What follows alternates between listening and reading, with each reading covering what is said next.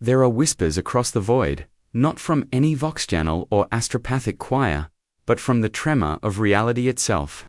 Whispers that something alien has stepped through the fabric of time and mockery of physics. A being so absurdly invincible that even the immaterium stares in silence. On holy terror, beneath the golden light of the Emperor's undying will, the impossible has arrived. A lone man, bald and unassuming, whose punch has shattered gods and rewritten meaning itself, stands before the master of mankind, and though the custodes ready their guardian spears, and the astronomicon burns like a sun in agony, one truth echoes through the warp. This will not be a war. This will be an understanding. The strongest man from another universe, against the one who defines strength itself. Before we descend into this collision of divinity and absurdity, into this meeting of humor and holiness, make sure you're part of our crusade through the multiverse. Like, share, and subscribe, not as a ritual, but as an oath to the eternal question: what happens when the unstoppable meets the God who cannot die? The silence is almost sacred. The city stretches around him like a graveyard of its own glory. Skyscrapers leaning, their glass eyes long since shattered, streets split open like old scars. The dust carries no life, no sound of breath, no echo of resistance. It's as if time itself has stopped trying to move forward here. Saitama walks through it without urgency, his steps measured and light, each one stirring up small clouds of gray that dissolve just as quickly. His cape trails behind, half buried in the ruins' ash, catching the occasional whisper of wind that still remembers what it was to roar. There's no victory in this quiet, no pride, just the dull aftertaste of repetition, a life reduced to reflex. He glances at the collapsed remnants of a once grand building, its steel skeleton jutting into the air like broken fingers reaching for a god who never answered. Somewhere deep inside, there's an awareness, not pain, not sorrow, but something far emptier. The strange kind of void that settles in when every goal has already been crushed beneath your own strength. The world no longer tests him, it just endures his presence, and he endures it back. He remembers once thinking that being the strongest meant freedom, that reaching the summit of power would mean no more fear, no more failure, no more uncertainty. But what he found instead was a summit so high it scraped the sky, and still, there was nothing to see. The clouds above him now hang low, swollen, and silent, like the heavens themselves are watching a joke that stopped being funny long ago. His hand clenches absently at his side, not from tension, but habit, as if waiting for an opponent that will never come. A soft sound cuts through the stillness. It's faint, but in this dead world, even the smallest noise feels deafening, metal shifting against stone. He pauses. For a heartbeat, the air holds its breath with him, but it's only a fragment of the past, a collapsed drone twitching in the dust. Its circuits long dead, a relic trying to remember its purpose. He watches it for a moment, the dim flicker of its red optic fading like the last ember of a forgotten war. Then he turns away. There's no one left to save, no one left to challenge. The Heroes Association is gone. The monsters are gone. Even the fear that once gave the world color has bled out. And still, he walks, because what else is there to do? His stomach grumbles faintly, he ignores it. Even hunger feels like a memory now. He once craved excitement, but after years of unbroken victory, even the taste of ramen, that old comfort, can't fill the hollow stretching inside his chest. He stops near what used to be a river, now just a cracked bed of dust and bones. The air carries the faint metallic temps of rust and decay, the scent of forgotten life. He kneels, picking up a fragment of something, a child's toy half melted, its colors eaten away by heat and time. For a second, he wonders whose laughter it once belonged to. Then he drops it. The sound it makes against the ground is swallowed by the stillness. And then the sky moves. A ripple cuts through the gray, sudden and violent, like the heavens tearing open. A golden streak burns across the clouds, leaving a trail of fire that doesn't fade. Saitama's eyes lift. The light is too pure, too deliberate. Not the chaos of nature, but something precise, alive. It hums faintly, a deep vibration that He can feel in his bones, and for the first time in years, his expression shifts. Not in shock, not even in fear, just interest. He straightens, watching as the light arcs toward the horizon, splitting the smog like a blade. It's gone as fast as it came, leaving the world darker than before. But the air feels different. Now charged, alive, trembling with something he hasn't felt in so long, he almost doesn't recognize it. Possibility. Saitama takes a step forward. Then another. The faintest smile, more curiosity than joy, pulls at his face. He doesn't know what it was, who it was, or if it was even real. But for the first time in forever, he wants to find out. The weight of nothing begins to shift, almost imperceptibly, like a slumbering beast stirring at the edge of awareness. Somewhere, out beyond the ruin and silence, the world has exhaled, and Saitama, the man who ended meaning, begins to walk toward it. The sky splits wider as Saitama steps closer, the tear expanding with a low resonant hum that trembles through his bones. It's not thunder, it's not sound at all. It's like the universe itself is vibrating, straining to contain something that doesn't belong here. The air warps around the light, bending, folding, and twisting in ways that make the world feel wrong. The asphalt beneath his feet ripples as if it were liquid. The color of the clouds fractures, bleeding from gray to violet to an impossible gold. Even the smell changes ozone and iron, sharp enough to sting the back of his throat. He squints against the glare, raising a hand to shade his eyes, but the light doesn't hurt.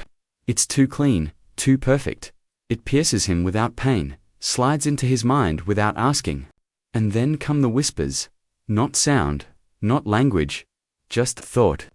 An ocean of will pressing against the edges of his consciousness, like 1,000 minds thinking in unison.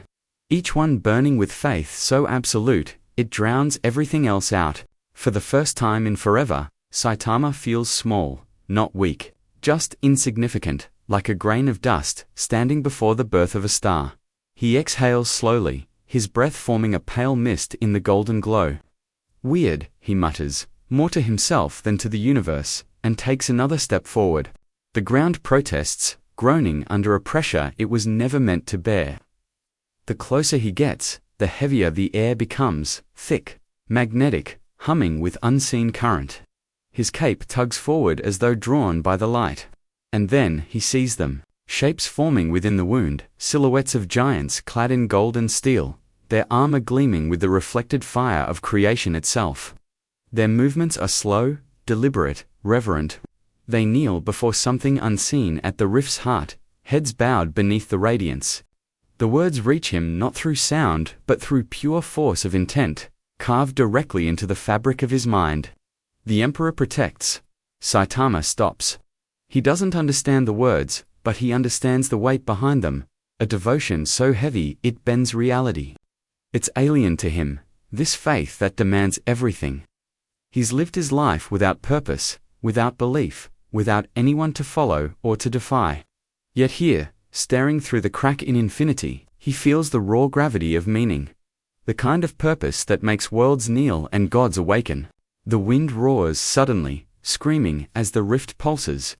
His body tenses by instinct. The light surges, brighter now, filling the ruins around him with a blinding brilliance that turns shadow to glass. The city ceases to exist, swallowed by the reflection of something far greater. The figures within the breach rise in unison, their golden visors glinting with cold eternity. Behind them, at the heart of the light, there is movement, something vast, unseen, but undeniably alive. Saitama's frown deepens. He swats at the air, half expecting the vision to vanish like dust. It doesn't. The hum grows sharper, deeper, now thrumming in the space between his heartbeat and the next. He feels it calling not his name, not in words, but in intent. A silent demand to come closer. To cross, he tilts his head slightly, expression unreadable, and mutters, "Guess I'll check it out." The instant his hand extends toward the light, the world reacts. The ground shatters outward in concentric waves, glassing the ruins with molten intensity. Every atom screams as gravity loses its grip, twisting space into a spiral of collapsing geometry. The light surges, no longer gold, but white, so bright it devours the edges of form and reason. For one fleeting moment, he glimpses what lies beyond. A throne sculpted from living flame, a manor, something like one seated upon it, motionless yet infinite. Countless figures kneel before him, their chants rising in a symphony that pierces the void. The Emperor protects. The words thunder through his mind like a verdict. His heartbeat slows. The silence before impact stretches into eternity, and then everything folds inward. Light, heat, stillness. Reality cracks like glass under the weight of its own reflection. When the brilliance fades, the world is gone. Where Saitama stood, there is only a crater, steaming, perfect, empty.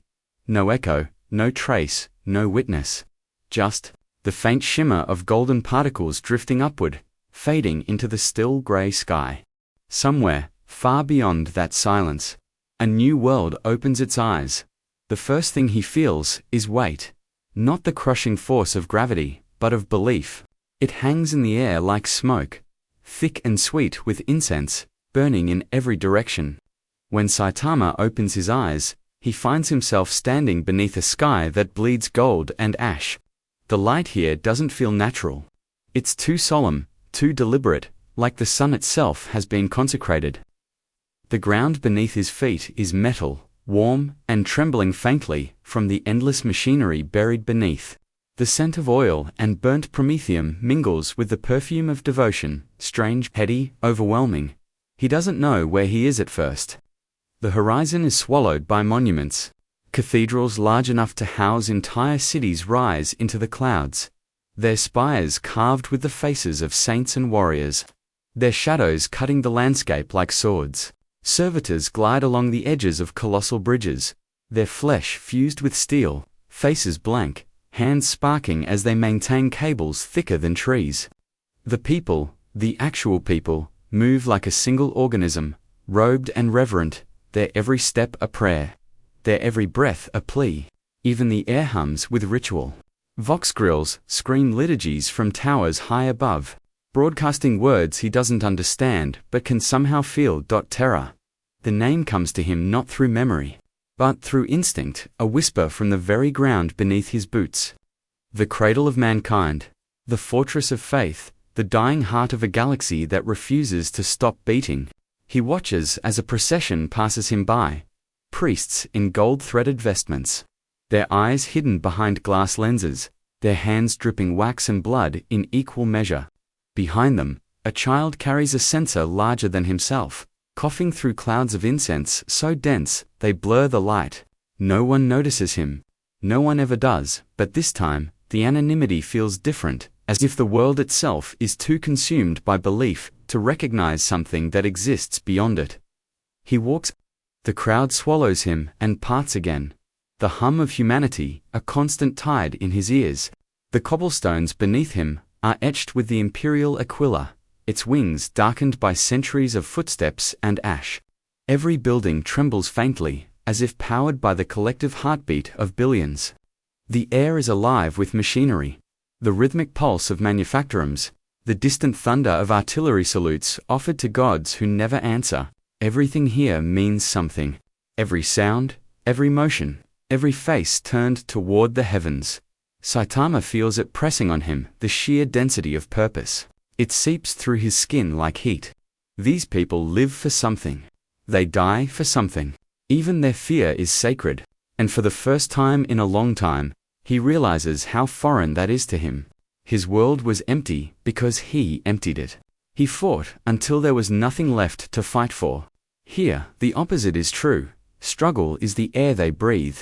He pauses at the edge of a vast square where millions gather, kneeling in synchrony before a single distant glow that pierces the smog. A heart of golden fire throbbing above the skyline, constant and unrelenting. Its light doesn't comfort him. It stares back, immense and sentient, its pulse syncing with the rhythm of the world. He can feel it, watching, as if it recognizes something in him, something uninvited. His hand lifts unconsciously, shading his eyes from the radiance. What is this place? He murmurs, voice barely audible beneath the choir of chanting souls. But no one answers. They keep bowing, praying, crying, voices roar, faces streaked with sweat and faith. The sound rises, builds, and then collapses into perfect unity. The emperor protects. They chant, again and again, a single phrase that carries the weight of all their hope and all their fear. Saitama's expression doesn't change. But something in him stirs faint, confused, almost human. He's seen gods fall before. He's killed monsters called divine, but never has he stood in a place where divinity was built into every brick, every breath. He looks down at his own hands, simple, unscarred, unstoppable, and for the first time, they feel out of place. What good is strength in a world that already kneels to something greater than power? The thought lingers, uncomfortable, inevitable. He turns his gaze upward again, to where the glow of the Astronomicon burns above the planet, a wound of light against eternity. Beyond that glow, somewhere in the labyrinth of palaces and vaults, the golden throne waits the seat of the emperor himself. The stories carved into every wall speak of him as a god who cannot die.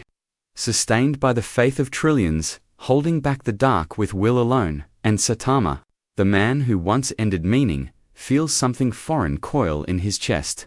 Not fear, not awe. Something smaller, sharper.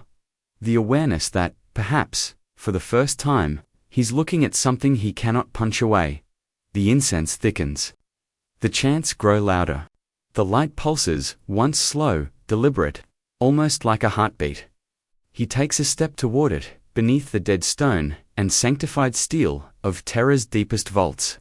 The golden throne breathes in silence, not with lungs or motion, but through the vast orchestration of machinery that has replaced the very rhythm of the emperor's existence. Endless cables feed into a throne carved from nightmare and divinity, glowing faintly with the heat of promethium and the slow exhalations of faith. The scent here is ancient. Incense baked into the metal, oil and blood fused into one scent of eternity. Every hum, every vibration, every flicker of light across the chamber is part of a heartbeat that has lasted 10,000 years. The emperor's consciousness does not drift in sleep. It endures. His awareness stretches through the Astronomicon, a living flame that pierces the warp and anchors humanity across the galaxy. Within that psychic ocean, his mind perceives everything. The screams of dying worlds, the whispered litanies of soldiers on distant fronts, the mechanical prayers of servitors in forgotten manufactorums, all of it, all at once. It has always been this way. For so long that even time itself has become another form of prayer. Something to be endured, sanctified, repeated, yet now. Amid that endless pattern, something moves. Not in the physical sense. Not within the architecture of the throne or the grinding of its sacred pistons, but in the mind beneath it, in the sea of consciousness that has known only the tides of faith and suffering. Something shifts, and for the first time in countless millennia, the emperor notices. At first, it feels like absence. A hollow echo through the warp, like a note missing from an eternal symphony. But as he listens, that absence becomes louder. A silence that hums, a void that presses back against perception. It is not light, not darkness, simply nothing. And within that, nothing stands a presence, fragile, mortal, human, yet untouched by the psychic winds that buffet reality itself. A being without resonance, a creature that cannot be read, cannot be felt, cannot be measured. The emperor turns his will toward it, vast and infinite. And the Astronomicon flickers. In the sanctum below. The Adeptus Custodes shift imperceptibly, their golden armor whispering against marble older than empires. They do not speak, but even their stillness tightens. They feel the pressure change, the air thickening, vibrating with a frequency that has not stirred in centuries. The throne itself seems to breathe harder, cables twitching like veins beneath the floor. From the vault's upper reaches, sacred cherubs pause mid-flight, their vox grills spitting static as if confused by divine interference. The emperor's focus narrows. His mind touches the anomaly and recoils. There is no resistance, no hostility, no malice. Just indifference. The kind of emptiness that does not reject meaning, but renders it irrelevant. Where the emperor's light touches, existence bends. Where this presence stands, existence simply isn't. Even demons, Those born of nightmare and emotion retreat from its gravity, curling into the warp's corners like shadows before dawn. It is not power that unnerves him, it is the lack of it, the pure absence of purpose. For the first time in 10,000 years, the Emperor hesitates. Thoughts ripple through his mind like thunder across an eternal sky. What is this creature that carries no echo? How does it move through the tides of faith, untouched, unseen?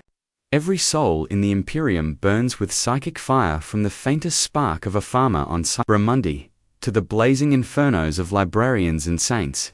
But this one walks outside the spectrum. A void-wearing human skin, across the sanctum, server altars begin to tremble. Brass censers swing violently as sacred smoke curls in strange directions, pulled toward the throne as though gravity itself has shifted. One of the custodians tilts his head, eyes narrowing behind his helm. His voxlink crackles once, then dies in static. They all feel it now, that low, impossible hum in the marrow of their bones. The presence below the throne, that ancient stillness, is stirring. Within the Astronomicon, a single psychic tremor spreads outward, faint but vast. A pulse that touches every navigator's mind for the briefest instant. Ships across the void shudder as their pilots feel something in their skulls. A heartbeat too large to belong to any man. The Emperor does not move. He cannot. Yet the psychic plane around him begins to ripple like disturbed water, light bending, silence fracturing. His thoughts, colossal and absolute, reach out once more, cautious now, almost curious. And somewhere far above, standing on the surface of the same world, a man with a bald head and a tattered cape blinks, feeling a faint vibration beneath his feet, as if the planet itself has finally noticed him. Deep within the golden chamber, the stillness cracks. The air within the Hall of Presence hums with pressure, a tension so refined it feels sculpted by purpose itself. The Adeptus Custodes, the Emperor's own demigods, his living will made flesh, stand unmoving, golden titans carved against the sea of silence. Their armor gleams faintly under the filtered glow of lumenbrasia light. Every plate engraved with scriptures so ancient that even the Mechanicus no longer dares translate them. Beneath that stillness, however, a pulse has begun to move, faint, irregular, unsettling. It is not the throne's usual rhythm. It is something else. Something alive. Captain Valinor feels it before the others. He always does. His mind, sharpened by 10,000 years of unwavering service, senses the subtle dissonance within the psychic flow that threads the sanctum. The Astronomicon flickers for an instant, a whisper in a storm, and in that flash, he hears it. A name without origin. A vibration of sound that shouldn't exist in any human tongue. Saitama. The syllables slide through his mind like water on glass, leaving no mark, yet disrupting everything. He doesn't move. The Custodes never do without reason. But, beneath the perfect discipline of his form, something cracks, not fear, but a realization he cannot name. Behind him, the vox grills of the choir crackle, their synchronized hymns breaking into uneven static. Tech priests, monitoring the Emperor's aura, exchange alarmed gestures as their augurs stutter. Readings spiking beyond calibration. In the manufactoria levels, servitors freeze mid-task. Promethium torches still hissing as sparks hang frozen in the air, and in the midst of it all, the Emperor's presence turns. It's not movement. It's gravity. The psychic field of his will shifts ever so slightly, and every atom of the chamber feels it. Even Valinor, whose faith is older than empires, feels his knees weaken beneath the invisible weight. Around him, custodians kneel as one, not from command, but from instinct. To stand upright when divinity looks upon you is not courage, it is arrogance, and none among them dare it. The silence that follows is suffocating. The air tastes metallic, sharp, ionized, as though lightning hides behind every breath. The glow from the throne dims, its golden radiance drawing inward, concentrating into something impossibly dense. A vibration runs through the floor, deep, resonant, ancient, echoing like the heartbeat of a world remembering how to live. Then, without warning, it comes a vision, bright and pure, burning through the barriers of perception. Valinor's mind is no longer in the sanctum. He stands instead beneath an alien sky, grey, hollow, endless. The ground beneath his boots is cracked, lifeless, silent, and there, amid the emptiness, stands a man. A man in a simple cape, head bowed slightly, eyes dull, expression unreadable. He does not kneel, does not speak, does not even notice the watching gods. The air around him carries no weight of power, no shimmer of psychic presence. Only stillness. Valinor cannot breathe. He feels no terror, only confusion, the raw, unfiltered kind that precedes revelation. He senses the Emperor's awareness folding around this image, dissecting it, pressing against it, but it doesn't yield. It doesn't even acknowledge him. The man remains unmoved. A fixed point in a universe built upon struggle. Then, the vision shatters. The choir screams as one. Hundreds of psychers convulsing in their restraints. Sparks cascade from the throne's conduits as Mechanicus adepts chant corrective litanies in panicked rhythm. The Astronomicon flares white-hot, its pulse cascading through the warp like a beacon of alarm. Even the ancient cherubs circling the chamber begin to cry. Their vox grills distorting into mechanical wails. Valinor rises slowly, his armor humming under the strain of energies he cannot comprehend. He looks up toward the throne, toward that blinding mass of sacred gold and pulsing light. And for the first time in his long existence, he feels uncertainty. The Emperor is not angry. The Emperor is interested. Outside the chamber, earthquakes ripple through the foundations of the palace. Across Terra, the faithful drop to their knees as unseen pressure crushes the air from their lungs. In orbit, navigators clutch their temples, crying out as their third eyes glimpse something unrecorded by the warp since the dawn of the Imperium, an anomaly that defies both science and divinity. And through all of it, Valinor hears the whisper again. Saitama, not spoken, not transmitted, simply known, a word without meaning, but heavy with inevitability. He grips his spear tighter, its haft trembling under his gauntlet. For all his centuries of service, he has never doubted the Emperor's will. But now, as the sacred light flickers and the impossible intrudes upon the divine, he wonders, just for a heartbeat, whether even gods can feel surprise. From the throne, a wave of psychic force stretching beyond the palace, beyond Terra, beyond the stars themselves. It moves like a tide with intent, seeking the void that cannot be seen, and far away, somewhere on the same world, a man with no aura looks up, as though finally noticing that something enormous has turned its gaze toward him. The silence deepens. The watchers in gold remain kneeling, and above them all, divinity leans closer. The immaterium churns like a living wound, folding upon itself in revolt.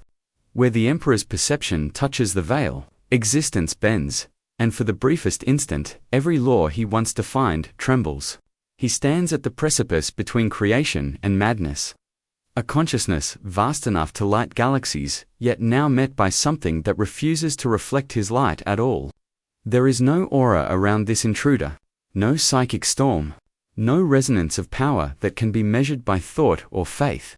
Saitama simply is, and that, more than any demon or god, unsettles the master of mankind. The warp recoils from him. Tides of unreality surge backward, dissolving into calm where chaos should reign. It is not domination, it is negation. Like color draining from a canvas, the Emperor's awareness, vast beyond comprehension, stretches to study this aberration. What he finds there is unbearable simplicity. No rage, no hunger, no divine burden. Saitama's existence is a void, wrapped in flesh, a being with strength infinite and meaning absent. The Emperor feels it like a wound that cannot bleed. For 10,000 years he has endured agony for humanity's sake, held the beacon of the Astronomicon against the storm, and suffered so that the species might crawl forward another day. But here stands something that renders that sacrifice irrelevant, a power beyond reason, untouched by purpose or pain. Golden light flickers from the throne, stuttering like a dying heartbeat. Servoterubs drop from the air, their vox grills bursting into shrieks of corrupted hymenal. The Adeptus Custodes kneel in silence, their eyes locked on the quivering silhouette of their god. their faith tested in ways no scripture could have prepared them for.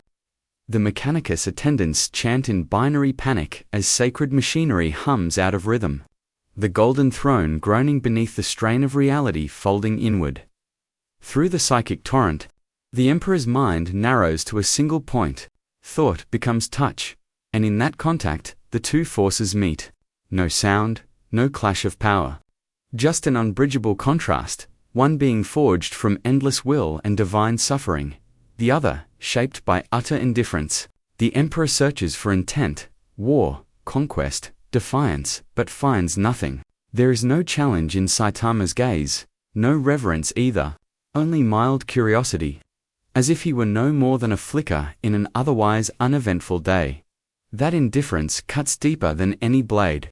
For the Emperor, existence has always been conflict, will against entropy, order against madness. Every thought, every breath, every sacrifice has been a battle for meaning. Yet before this man, that cosmic struggle feels absurd. What is divinity to one who transcends effort? What is sacrifice to one who never needed to try? The warp howls in confusion, unable to interpret what it perceives. Across the galaxy, psychers drop into silence. The Astronomican's light flickers to near extinction, leaving navigators blind for heart-stopping seconds before it surges weakly back to life. On Terra, priests collapse mid-prayer, murmuring incoherencies about the still point in eternity and a shadow that casts no reflection. None can grasp what their god has touched, only that something vast has changed. Within the throne, the Emperor endures the agony of paradox. His body, ruined and mummified, remains still, yet his consciousness trembles. For the first time in 10,000 years, his certainty falters. His divine calm fractures, not from fear, but from wonder. He has seen gods born and slain, empires rise and decay, the warp, twist and heal in endless cycles, but never before has he faced something that exists outside of reason's reach. Beyond the logic of purpose, in that silence between them, a whisper forms not a voice, but an idea shared across realities. It is not communication in the human sense. It is recognition. The Emperor, embodiment of meaning, and Saitama, embodiment of absence, mirror one another in that impossible void. One has spent eternity defining purpose. The other has lived eternity without needing it. Between them hangs a single unspoken question. If strength without reason exists, then what becomes of gods who built themselves upon meaning? The vision ripples. The Emperor's psychic form flickers, golden flames guttering under the weight of revelation. Across the warp, demons scream as their reality warps under the presence of this new equation. The Astronomican pulses, again weak, unstable, and within its trembling light, a shadow forms, a man with no aura, standing beneath a dying sky. Saitama looks up, not in awe, not in challenge. Just a glance, casual, unbothered. Final dot, the Emperor's thought trembles. The universe holds its breath. Between them, the void whispers, not of war, not of domination, but of understanding waiting to be born. Or, meaning waiting to die, it begins as an absence, to complete, to be called silence. The Astronomican, the psychic flame that has burned unbroken for 10 millennia, falters just once. A single heartbeat where the Emperor's light dims, and the galaxy itself seems to forget where home is. Vox grills across Terra choke on static. The Imperial Choir, locked in endless song, convulses as one voice fractures into 1,000 broken notes. Above the marble spires and gold-veined cathedrals of the Imperial Palace, light bends inward, as if creation itself were drawing a breath. Then, from that impossible stillness, something falls, arrives, and the world remembers how to fear. Saitama lands upon the causeways of the sanctum, Imperialis, without sound or ceremony. No warp flare, no thunderous impact, only the faint scuff of boot on marble, absurd in its mundanity. The air itself struggles to comprehend him. Incense thickens, drifting in sluggish coils, and the sacred chants of the ecclesiarchy falter mid. For an instant, all of Terra seems to hesitate from the grandest chapel to the lowest hablock. The God-Temperor's world, so long unshaken, stumbles on its own faith. The Adeptus Custodes are the first to react. Golden giants, their armor radiant under the smog-filtered light, step forward in perfect unity. Each movement hums with restrained divinity, their guardian spears alive with a faint rising current. Captain Valinor, eldest among them, feels the disturbance pulse through the throne's wards. To his senses, honed by centuries beside divinity, this new presence feels wrong, not heretical, not demonic, simply absent, a void where existence itself should sing. His voxlink crackles. "Contain the anomaly," he orders, though his voice carries the weight of disbelief. Across the plaza, the Mechanicus react slower. Skittery augurs jitter between readings, the sacred code vomiting conflicting data streams. Machine priests bow before malfunctioning devices, praying to the Omnissiah for clarity as their logiclatus collapse. To their instruments, Saitama does not exist. He casts no energy signature, no gravitational disturbance, no warp resonance. Yet there he stands, flesh and heartbeat, shadow and breath. The faithful gather beyond the custodian cordon, their awe morphing into trembling prayer. Some kneel, believing him to be a saint reborn. Others scream blasphemy, clawing at their robes as if to tear away their confusion. Above them, the banners of the imperial Aquila ripple in the dry wind, the twin-headed symbol seeming to watch him with mirrored suspicion. The sound of chanting begins to rise again, not from unity but from desperation. Millions of voices trying to restore a rhythm their hearts no longer trust. Saitama looks around, his expression unchanged. His gaze drifts across the monolithic architecture, the endless pillars, the gilded statues, the rivers of pilgrims moving like blood through stone veins. He doesn't understand it, not really. To him, it's all so much. Every surface screams reverence. Every breath carries incense and iron. He scratches his head, squinting up at the golden towers reaching into a bruised sky. Somewhere far above, the glow of the Astronomicon stutters again, then steadies like a heartbeat catching itself. A custodian steps forward, his spear humming as sacred energy dances along its edge. "Identify yourself," he intones, voice amplified by voxplate, heavy with ritual authority. Saitama blinks. "I'm just looking around." The simplicity of it hits the gathered like a physical blow. A ripple moves through the ranks, confusion, disbelief, anger. To question the emperor's sanctum was unthinkable. To stand within it without permission was blasphemy beyond words. Yet this man speaks as if he's lost in a park. The custodian takes another step, armor groaning faintly. His mind races, not with fear, but calculation. No mortal could breach the palace perimeter. Even the greatest psychers would have been vaporized by its defenses before drawing breath. Yet this man had appeared within its walls, bypassing all wards, leaving no trace of entry. The data does not compute. Logic demands aggression. Faith demands restraint. Then, before anyone can move, the light changes. The setting sun fractures into gold and crimson, spilling across the marble in waves. Saitama raises a hand, shading his eyes. And that simple gesture sends another ripple, a pulse that no machine can measure, but every soul feels. It is not power. It is not intent. It is impact. The kind that bends reality not through force, but by refusing to acknowledge its rules. Far above, within the depths of the golden throne, a single flicker runs through the emperor's decaying frame. Monitors flare, choirs scream. The Astronomicon flares back to full brilliance, as if in response to something seen. Captain Valinor feels it too, a pulse beneath his armor. The faint hum of divine attention turning outward. The Emperor has noticed. Saitama exhales, watching the golden sky shimmer, and mutters softly to himself, "Man, this place is way too serious." And for the first time in 10,000 years, the world of gods holds its breath, waiting to see what comes next. The sound of their march is like thunder muffled by prayer. 50 custodians, each a legend carved in gold, descend the sanctum steps with precision so absolute it feels rehearsed by eternity itself.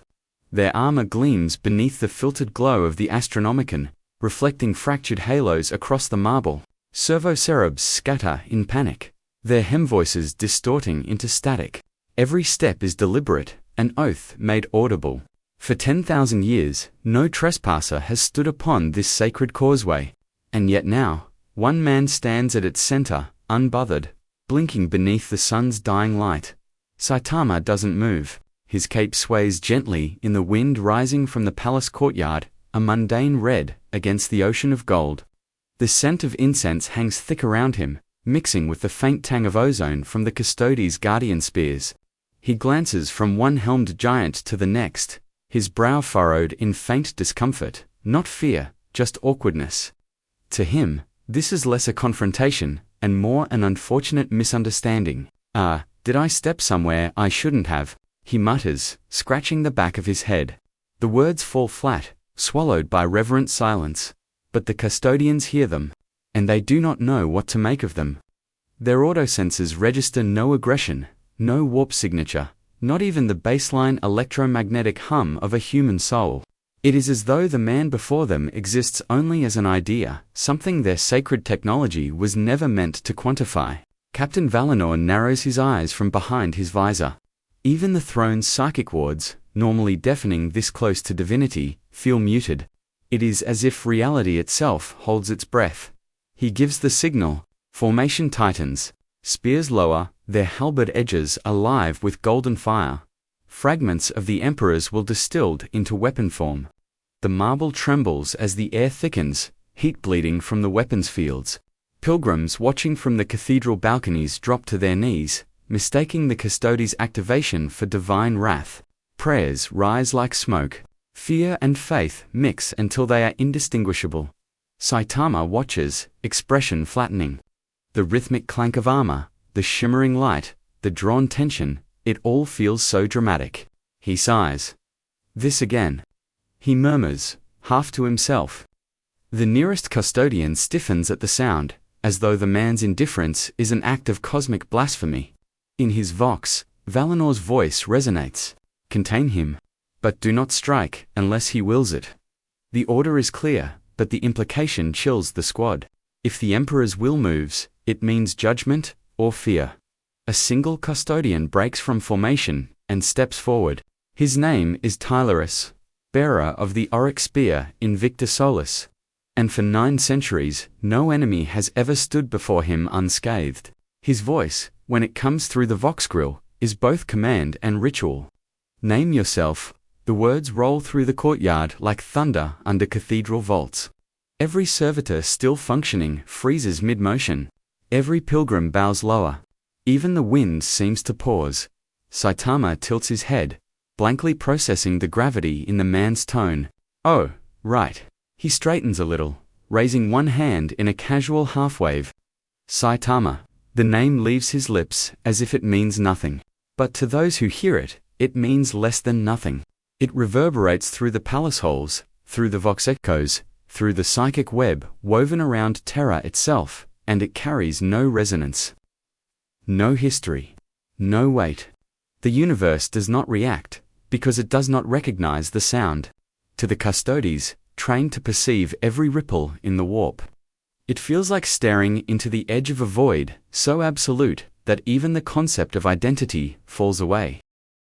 One by one, the custodians' internal link channels fill with static. Their armors, machine spirits, stutter. The imperial choir screams, overwhelmed by a psychic feedback of nothingness. For the first time in living memory, their song breaks. Valinor grips his spear tighter as his visor dims, autorunes flickering between impossible readings. This cannot be. He breathes. Around him, even the palace wards, ancient runes of protection drawn in the Emperor's own blood, dim, as though stripped of meaning. The sky above trembles. The Astronomicon flickers once more, its beams shuddering across the void. Across the galaxy, navigators cry out in terror as their psychic compass wavers, not from corruption, but confusion. A light that has never faltered, now struggles against something that does not exist, in the heart of it all. Saitama lowers his hand. So, you guys are mad? He asks, tone soft, genuinely uncertain. The question hangs, absurdly human, amidst cosmic dread. And somehow, That mundanity is what terrifies them most.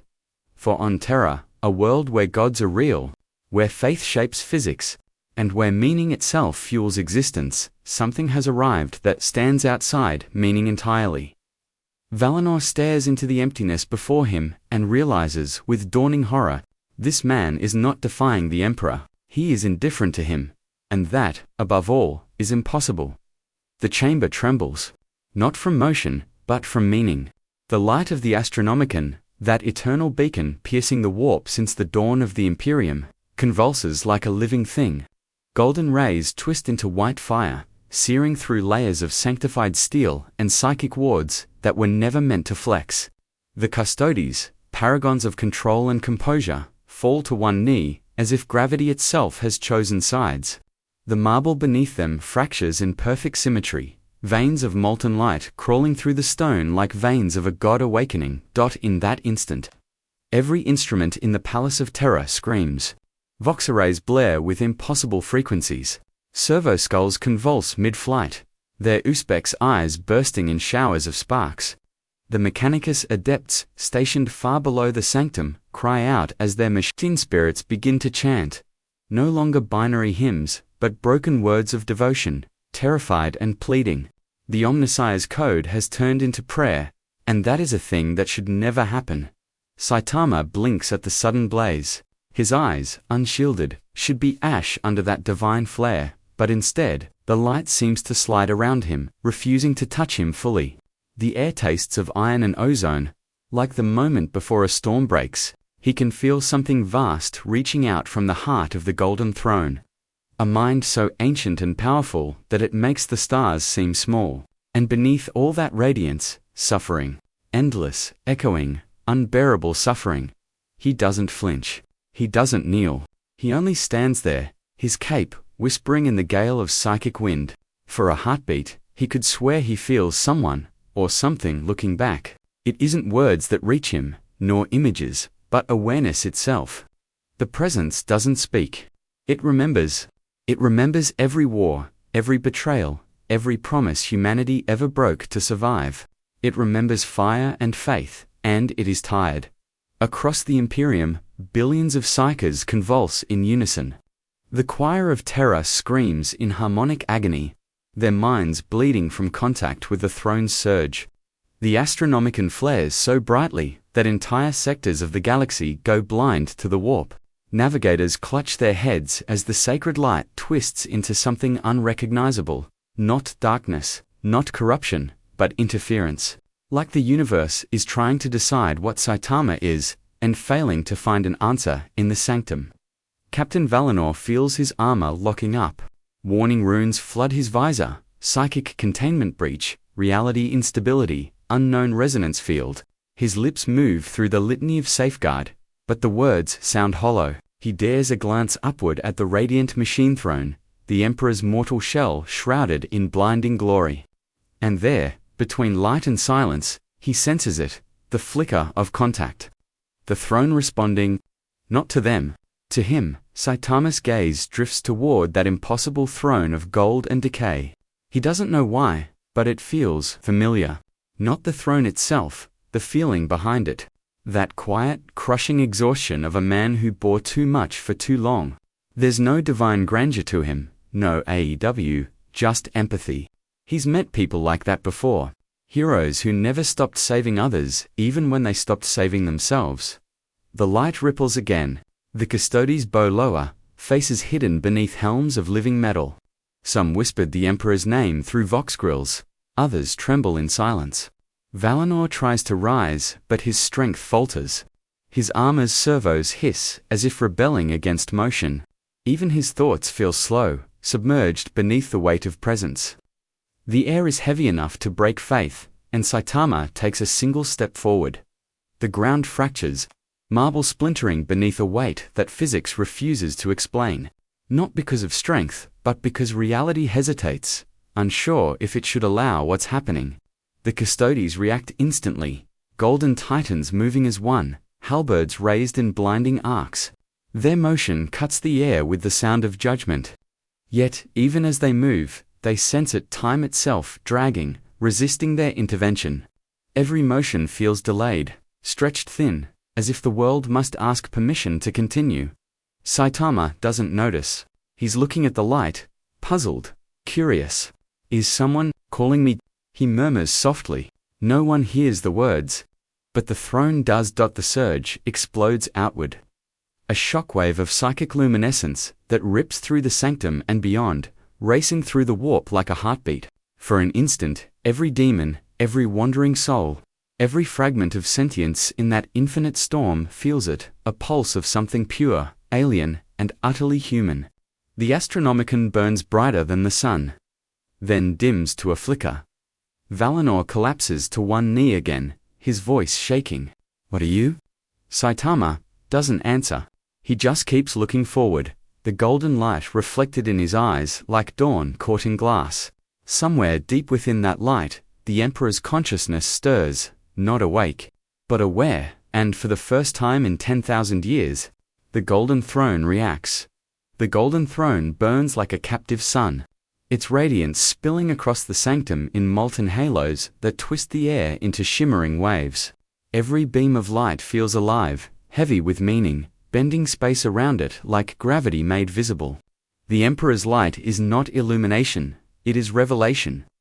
Stripping thought bare, peeling back every layer of illusion until only truth remains. No mortal mind can endure such proximity without unraveling. Even the Adeptus Custodes, bred and sanctified beyond humanity's reach, bow low. Their armor creaking under a pressure that isn't physical but existential. Every breath feels sacrilegious, every heartbeat feels judged. Yet amid that ocean of divine weight, one figure stands still. Saitama, unarmed, unarmored. His presence is absurdly simple against the grandeur of it all. His boots rest upon gold that once bore the steps of saints and prima. His eyes calm, unflinching, reflect the throne's impossible brilliance without pain, as though the light itself refuses to harm him. He should not be here.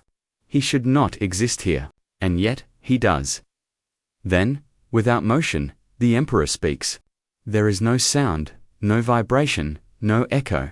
His voice bypasses reality entirely, searing itself directly into thought. It is not heard, happens. Every word feels like the weight of history pressing down. A voice that once commanded galaxies, now reduced to whispers of psychic flame. It asks not for obedience, but for understanding. What drives you? What compels you to fight when the stars themselves burn for nothing? Saitama tilts his head slightly, brow furrowed in quiet confusion. The question feels too large, too heavy for what he is. Around him, the air smells of ozone and sanctified oil, of ancient incense, long turned to dust. His mind brushes against the Emperor's presence and infinity of will forged from sacrifice and sorrow. He feels galaxies of pain in that single awareness, eons of duty that never ended. The Emperor is not merely a ruler, he is a prison of light, a god who forgot how to die. And then Saitama answers, I don't know. He says simply, no grand revelation, no divine rhetoric. Just words spoken in the tone of a man admitting something he's always known but never said aloud. I fight because I can. The thought drifts outward, unfiltered, echoing through the warp like a breeze through glass. But within that simplicity lies something terrifying pure, an absence of ego, fear, or purpose. In a universe defined by endless war and the weight of meaning, he stands as a void where philosophy dissolves. The Emperor hesitates. Across the psychic realm, the Astronomicon flickers again, not from weakness, but from resonance. It's as if the throne itself is thinking. The light bends inward, coalescing around Saitama, in silent inquiry. For the first time in 10,000 years, the Emperor's will doesn't dominate. It listens. The Custodes can feel it, the subtle change in the air, the thinning tension of divinity grappling with confusion. Their gene-forged hearts stutter.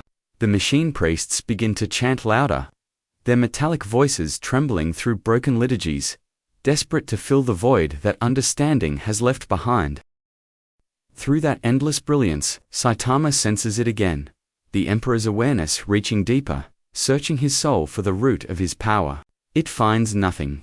No warp signature, no psychic tether, no source at all. He is a paradoxer, being outside the language of creation. And that, more than anything, unsettles the throne. Images flash across Saitama's mind like memories, not his own. The Emperor standing at Ulana, surrounded by adoring legions. The burning of Prospero. Horus falling, the galaxy shattering under betrayal. Countless lives, countless wars all, bound to one man's will to save humanity from itself. The weight of it almost crushes him, but he endures it not through strength, but detachment. He does not reject it, he simply does not belong to it. In that moment, the Emperor's presence wavers. Not in power, but in certainty. The unthinkable has occurred. A god has found something he cannot define. The psychic air trembles with paradox, golden light flickering like the pulse of a faltering heart. Saitama exhales softly. "You look tired," he says, voice barely audible beneath the hum of eternity. The custodes freeze. The words are sacrilege, blasphemy, uttered in the sanctum of But the Emperor does not strike him down. Instead, the light softens. A faint tremor passes through the psychic field, not rage, not offense. Something else, something dangerously close to sorrow. And for a fleeting instant, the chamber feels smaller. Not a throne room of gods, but a room where two men stand, one bound by purpose, the other free of it. The Emperor's light dims, not from weakness, but contemplation. He has faced rebellion, chaos, and death. But never this, meaning undone by simplicity. The silence that follows is unbearable. Every machine in the chamber ceases function. Every servitor halts mid-motion. Time holds its breath. The light of the throne bends around Saitama's stillness, as if reality itself waits for what he might say next. The man without purpose has made a god. Remember, he once had one. The visions come not as dreams, but as total immersion, a flood of consciousness that drowns the boundaries between what is seen and what is felt. The Emperor's mind unfurls across eternity, revealing not scenes, but sensations carved into the bones of existence itself. Saitama stands in the heart of that revelation, his figure impossibly small against the cosmos of memory. The smell of burning ozone and promethium fills the air, the metallic taste of war sharp on the tongue.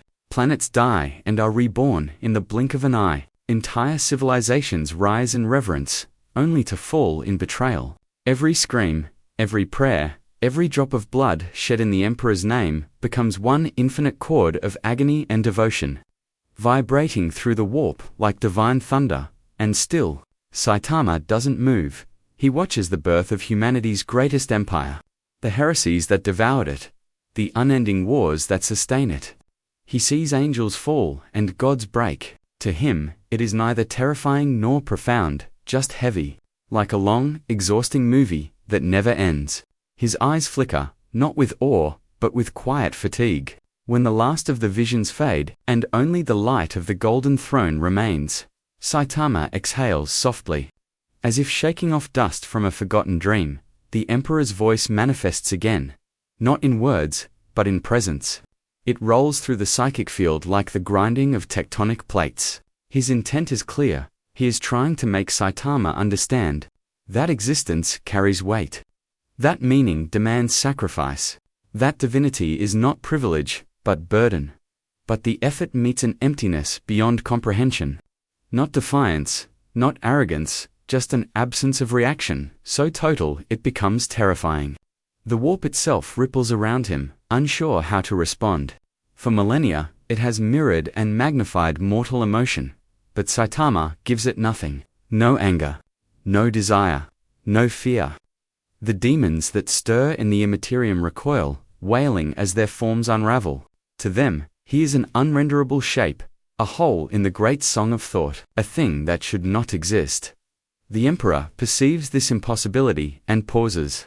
Beneath the layers of divine command and psychic dominion, something unfamiliar surfaces: curiosity. Not the kind born from strategy or prophecy, but the rare forgotten spark of wonder. What kind of being stands unshaken before him? What kind of soul endures the infinite without reflection? The light around the throne shifts, dimming just enough for shadows to breathe. The custodes kneel deeper, mistaking contemplation for wrath. The astronomicon flickers in sync, its radiant pulse hesitating, as if it too awaits meaning. Even the machine spirits across the palace falter in rhythm, their binary prayers dissolving into silence. In that single pause, the Imperium, the entire mechanism of faith and fear, holds still. And in the stillness, Saitama finally speaks. His voice is casual, almost too small for this space, but it cuts through the psychic storm like a blade through silk. If you've done everything for everyone, he asks quietly, who's done anything for you? The words are not accusation, just question, honest, unpolished human, yet they strike harder than any heretical creed. For no one has ever dared to ask the Emperor that. Not the Custodes, not the Primarchs, not even the saints who died whispering his name. The question hangs in the air like a fracture in divinity. Echoing through the throne's golden circuitry, the Emperor's light trembles, not from rage, nor weakness, but introspection. A thing so alien, it shakes the very laws of the warp. His thoughts drift across the immaterial plane. Searching through 10,000 years of sacrifice, of faith spent like currency, of victories that brought only more sorrow, he sees the endless procession of humanity's devotion, and realizes how little of it has ever returned to him. For all his power, for all his eternity, he has always been alone. Saitama watches quietly, not triumphant, not pitying. There's something almost kind in his expression, a faint sadness behind the simplicity. The Emperor's brilliance flickers once more, and in that dimming light, even the air seems to hesitate. The Custodes, sensing the impossible, dare not breathe. The Astronomicon falters, again, not in failure, but in contemplation, as if deciding which truth deserves to burn brighter, divine purpose, or effortless being.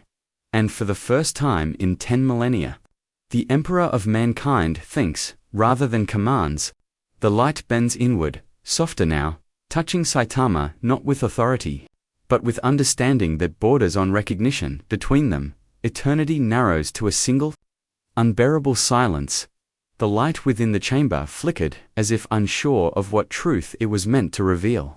The air was thick with ozone and the burnt scent of sacred oils, the residue of millennial rituals clinging to the stones of the Sanctum Imperialis. No servitor stirred, no custodian breathed. Even the Vox Imps, eternally murmuring praise to the Master of mankind, had fallen silent as, though the machine spirits themselves were holding their breath. In that silence stood two figures, worlds apart yet drawn together by something neither could name. The Emperor's brilliance burned like a star caged in gold, a radiance that had once tamed the galaxy and now trembled against the weight of a single question. Saitama stood opposite him, plain and still, his cape gently brushing the marble floor, eyes calm, expression unreadable. For the first time in 10,000 years, the Emperor's mind did not roar with the chorus of humanity. Instead, it turned inward, reflective, uncertain.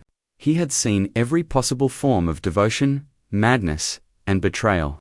Yet this man, this quiet figure with unshakable stillness, mirrored none of them. There was no fear in Saitama's stance, no reverence, no pride, only a steady acceptance, a kind of simplicity that defied comprehension. The Emperor searched his essence, scanning through layers of psychic resonance and possibility. But there was nothing to grasp, no echo of ambition, no flicker of doubt, a soul without shadow. To a god who had lived among the tides of chaos, that was something terrifying. Saitama blinked once, slowly, his gaze moving across the radiant aura that shimmered from the Emperor's form. "You've been sitting here for how long?" he asked, his voice soft, human, and terribly casual. The question hit like a blade wrapped in kindness. The Emperor did not answer immediately. The golden throne groaned beneath him, a mechanical heartbeat keeping the Astronomicon alive, the light by which humanity still found its way through the warp. He felt the pulse of 1,000,000,000 prayers, brushing his consciousness, whispering for salvation, forgiveness, meaning. Yet now, with this man before him, those prayers seemed faint night lights seen through endless fog. In Saitama's words lay something the Emperor had long forgotten: simplicity, the kind that cuts through all ceremony and faith and finds only the truth beneath. He remembered a time before the Imperium, before the worship, before the throne, a time when his purpose was clear: to guide, to protect, to unite. And yet, in doing so, he had become something else: a symbol, a god, a prisoner of his own necessity. The realization didn't bring anger, it brought clarity, and in that clarity, a strange sense of connection. The emperor's voice, when it came, was not thunder but echo, gentle, resonant, ancient. I endure because I must. Humanity cannot survive otherwise. His words carried no pride, only inevitability. But Saitama's gaze didn't waver. Yeah, he said, almost kindly, but surviving isn't the same as living. The line lingered, soft yet heavier than any sermon. The warp trembled. Demons recoiled, screaming without sound, unable to comprehend what they felt radiating between these two beings. The resonance was not of power, but of understanding. For the first time, the Emperor's perfection met something utterly without need. It wasn't defiance. It wasn't humility. It was freedom, standing in a yellow cape.